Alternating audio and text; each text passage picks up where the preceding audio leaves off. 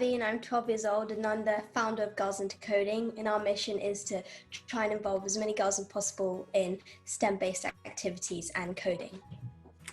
Hi, I'm Helene. I'm Avye's mom, and I've joined Avye as well into Girls into Coding. I'm the director now, and same mission at Avye, get more girls involved in tech. So Avye, you're 12 years old and you've been coding since you were about 7. So could you just kind of talk a bit about how you got into coding at kind of, I guess, such a young age, and some of the work you've done up until this point? So I started out by going to a coding club, and at that club I was introduced to a basic language such as Scratch, and it was a programming language. And from there I started attending an organisation called Coder Dojo. So I started attending their workshops where I got introduced to the micro:bit and different electronic components, and that could be programmed with it. And I felt that they were really fun, as they were hands-on, as well as being able to code in those sessions. And after attending quite a few Coder Dojo workshops, I gradually started to run them alongside someone else. And then eventually I found myself, I was able to run them all by myself. And I really enjoy making robots, and it's really fun to like kind of visually see something rather than just seeing it on like your screen.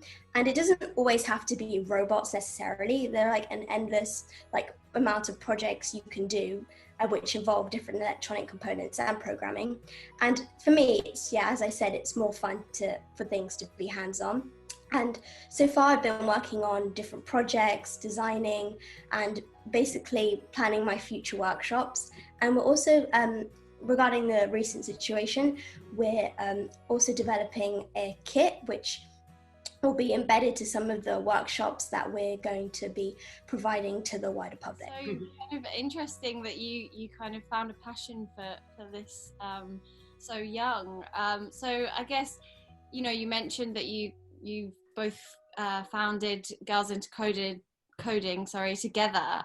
So could you talk a bit about the initiative and the vision behind kind of starting the project? So when I was leading my coding and robotics workshops at community events, I noticed that the majority of the attendees were boys, and sometimes on some occasions no girls would attend at all. So I decided to organise an event where girls would be invited and they would have the opportunity to explore physical computing and robotics, and in a supportive environment. And I wanted to kind of like demystify robotics and show girls that it's not something out of their reach. And robotics for me is really engaging and fascinating, and you get to design, create, build and code, and it's a whole new experience. And besides, it's so much fun to see your project in action. And I feel like the girls at my event, they like really enjoy it, especially once they like feel like a sense of achievement from completing the workshop.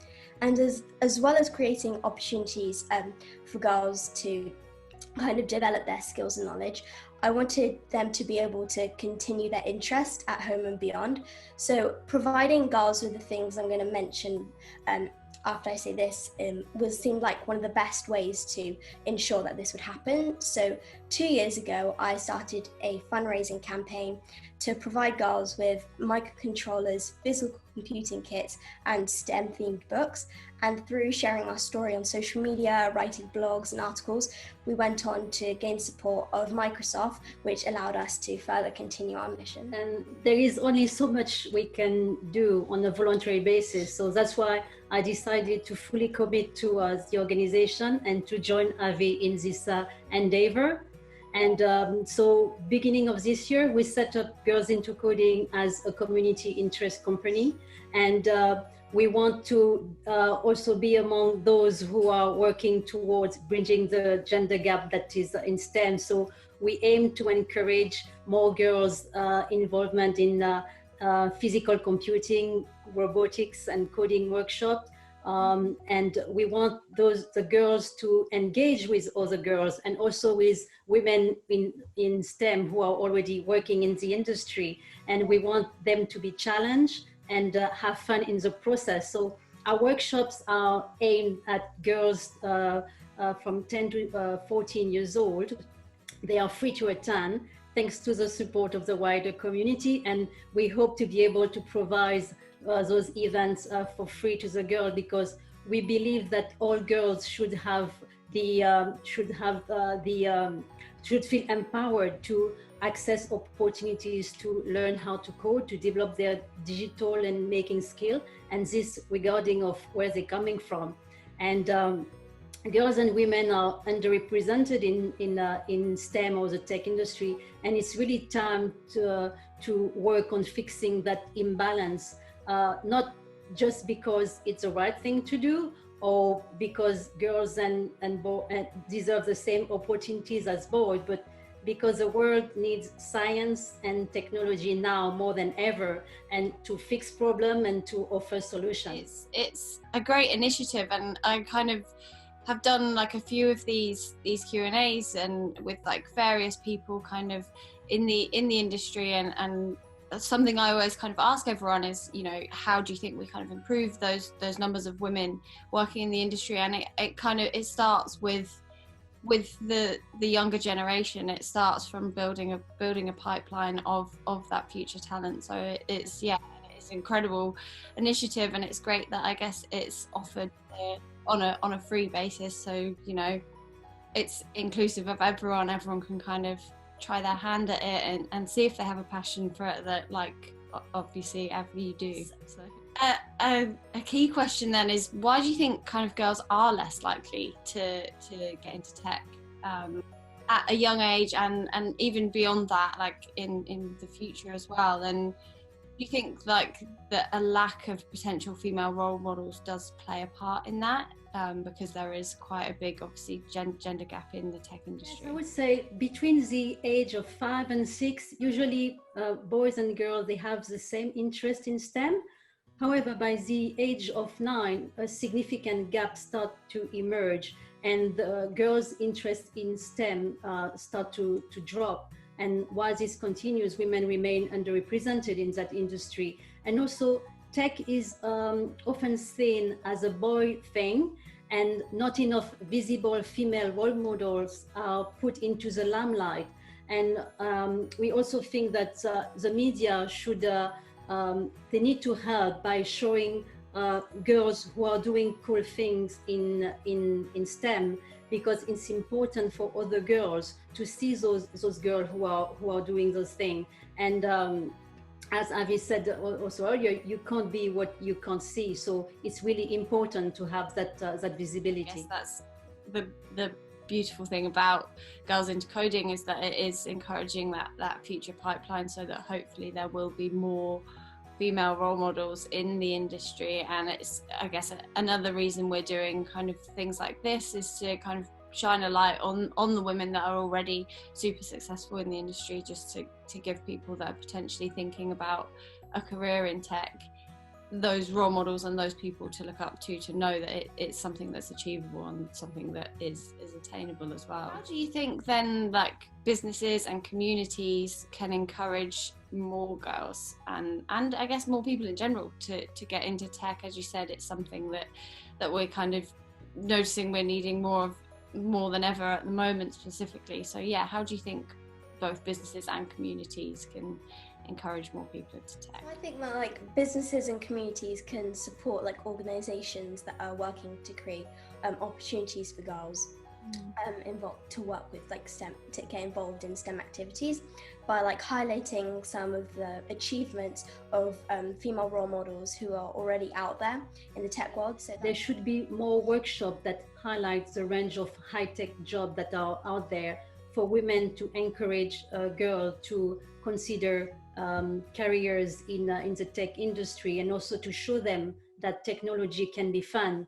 And so I think that it's important to correct the negative perception that girls develop at a young age, and that could lead for them to embrace math or tech when they start reaching high school, rather than choosing other subjects. Also, another what businesses and communities can do is they can encourage the participation of girls in tech program or in tech competition, and this in school or outside of school. And lastly, I would say something that is very important as well for the communities to provide is mentorship. It's important for the girls to have mentors, for them to receive advice from them and guidance. It's really something that is needed. Definitely, I think mentorship's another thing that kind of comes up a lot when we do these Q&As, and I think it's important, obviously at a young age, like we said, with role models and things like that, and especially like throughout your career, it's so important, isn't it, to have people to learn from and people to bounce ideas off. It's an exchange. Yes, yeah, exactly. Avye, you've obviously now got about 5 years of experience in coding, which is incredible at such a young age. So what are some of your top tips for young people looking to kind of maybe get started with tech? So definitely sign up to workshops. Some in mind that I have in mind are Coder Dojo, Raspberry Jams, code clubs, and also I think something that would be really easy to do is maybe join like a school club, because I'm sure your school would probably have something like that. And there are also many free events you can go to, such as Mozilla Festival, Maker Fair, Liverpool Fest, and Raspberry Jams. And make sure to get your parents involved, as they can show you different things that you can't, because you can't know everything by yourself. So sometimes it's important to let your parents get involved so they can kind of show you all the different things out there. And also at the moment, an organisation called STEMettes, who also engage girls in STEM-based activities, are running free online events. And also Scratch is a good starting point for working at home, as it introduces young learners to a visual block-based programming. And you can learn Scratch. Through Scratch, you can learn how to create interactive stories, games, and animations. And I think that it helps young people to think creatively and encourages teamwork. And also, lastly, YouTube videos are always a great thing to use, when you're working or studying or doing anything at home. People probably don't realise how much is out there for young people in tech. So it's really great to kind of hear you be able to list off all those things and all the numerous ways there are ways to just kind of get involved and just test the water. Even just if you're not sure about it, you can kind of attend one of these things, or like you said, just hop onto YouTube and see if it's YouTube tutorial. Yeah, I think it's something that everyone does nowadays, just YouTube and find out how to do it. So yeah, what are some of the changes that you predict for the future of women in tech, and what would you like to see? I predict a bright future for women in tech, but as long as we are encouraging diversity and inclusion, and I'm really hoping that in the future we don't present women in tech as women in tech, but as someone who is working in tech. For example, I'm Helene, I'm in tech. She's Avye, she's in tech. As simply as that. This is something that I really wish for, because that will show that there is no more gender gap. Right. And our vision is to see girls and women engaged in STEM activities, education and careers, equally comfortable with an equal sense of belonging and in equal numbers. That would be the goal, wouldn't it? Is to not have to kind of label things as women in tech and have to kind of talk about it from a different perspective. It would be great to kind of it's just an event and they're just tech people talking about tech stuff, and there is none of that kind of divide anymore. So yeah, I think I agree with you. It would be great to see kind of there not have to be that divide anymore. Exactly. Things like Girls into Coding will definitely obviously only help towards that, because it's encouraging the future pipeline of tech professionals. So that's amazing. So my final question then, what's the best piece of advice you have for young girls looking to start their? So I would say, don't be afraid of trying things, and you don't have to be good at something straight away. And also, even though tech and STEM might be seen as a boy thing, don't feel intimidated by that. Sometimes you have to kind of be that person who just takes the lead and who goes for it and doesn't like think about what other people might be like assuming in their minds. Just be yourself, be curious, be willing to explore new things, and be passionate of what you do, and just have fun.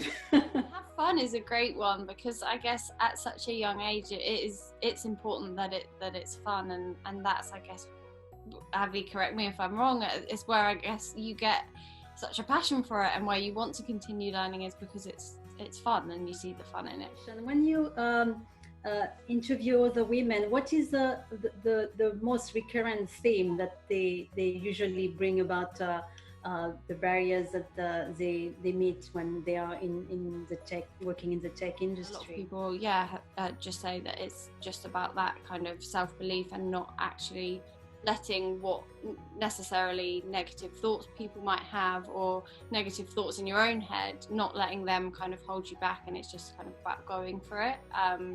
So yeah, that's kind of a recurring thing that I hear back from women when they say that, talk about like the challenges and the barriers. A lot of it comes from your own kind of thoughts, I guess, and just combating those. Yes. Thanks so much for both joining me this evening. It's been so great and so interesting to have you both kind of sit here and talk about, you know, the future of tech, I guess, and your amazing initiatives and your passion, Avye, for tech. It's it's incredible, and it's so nice to see as well. Thank you, and thank you for inviting us and giving us the opportunity to have this chat. It's been a pleasure. Thank you. Bye. Bye.